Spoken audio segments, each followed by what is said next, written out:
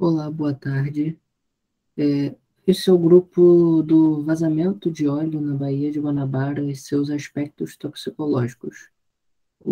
A dupla é composta por mim, Michel Mendes, e a Yasmin Mendes. Então, eu vou começar. Vamos, uma breve introdução. Vamos falar sobre o desastre. Tudo começou dia 18 de janeiro dos anos 2000, entre a refinaria de Duque de Caxias, né, que é conhecida como Reduc, e o terminal Ilha d'Água, que fica localizado na Ilha do Governador. Foi noticiado que ocorreu um despejo de uma quantia de aproximadamente 1,3 milhões de litros de óleo, que a Petrobras admitiu total responsabilidade pelo ocorrido e prometeu arcar com todo tipo de prejuízo, o que resultou, né, na imposição de uma pena consideravelmente rigorosa. Só que uma punição severa pode inibir uma conduta das empresas públicas ou privadas que poluem o meio ambiente, porque, por exemplo, na Baía de Guanabara, a gente pode observar todo dia quando passa lá mancha de óleo, vazamento de petróleo, lavagem dos tanques dos navios que ficam habitados ali, enfim, vários cemitérios de navio. Então, por isso que os poluidores geralmente apostam na impunidade ou até mesmo garantem na impunidade, né? O desastre ele ocorreu em virtude de um problema originado nas tubulações da refinaria de Duque de Caxias e é considerado o segundo desastre mais grave na área marítima do Rio de Janeiro. Ele só perde para o desastre que aconteceu com o navio Tarik na década de 70. Bem, como vocês podem ver no próximo slide, né? De acordo com os satélites estudados pelo INEA, a mancha de óleo se estendeu por uma faixa superior de 50 quilômetros quadrados, muito mais do que foi noticiado na época pela imprensa, que atingiu o manguezal da APA de Guapimirim, as praias banhadas pela Baía de Guanabara, e inúmeras espécies de fauna e flora foram prejudicadas, além de provocar prejuízos gravíssimos na ordem social e econômica da população local. Até porque muita gente vive da Baía de Guanabara até hoje, né? Então, esse próximo slide mostra um pouco melhor isso que eu acabei de falar. Mas, enfim, o presidente da época, Henry Philip, da Petrobras, né? Ele admitiu a existência da falha do projeto na instalação do oleoduto, especificamente o PE2.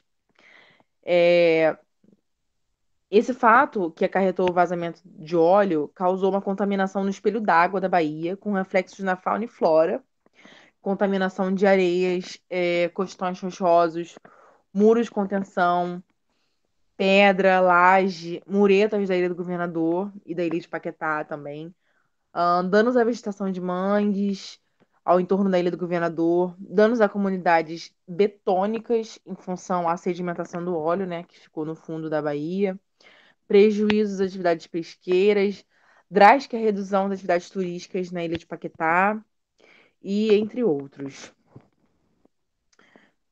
Agora sobre a toxicidade da Bahia, Michel. Bom, agora falando um pouco mais sobre os aspectos toxicológicos do óleo combustível derramado. Segundo a própria ficha técnica do, da Petrobras sobre o produto, ele não apresenta, se for ingerido por via oral, ele não apresenta toxicidade aguda, mas ele provoca diversos sintomas, como irritação à pele, aos olhos, ele prejudica a fertilidade e o sistema reprodutivo, podendo inclusive ultrapassar a barreira da placenta e atingir o feto. Ele apresenta carcinogenicidade. Ele, é, se a pessoa for exposta uma única vez, ele tem irritação nas vias respiratórias, mas se essa exposição for recorrente, a pessoa tem danos no sistema nervoso e no fígado.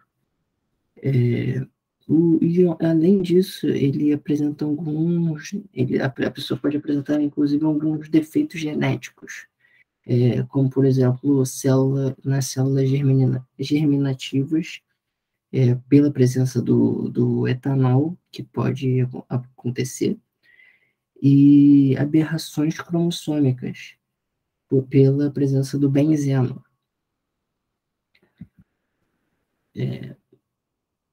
Enquanto as consequências para o meio ambiente, ele, o vazamento de óleo, ele causa a diminuição do oxigênio na água.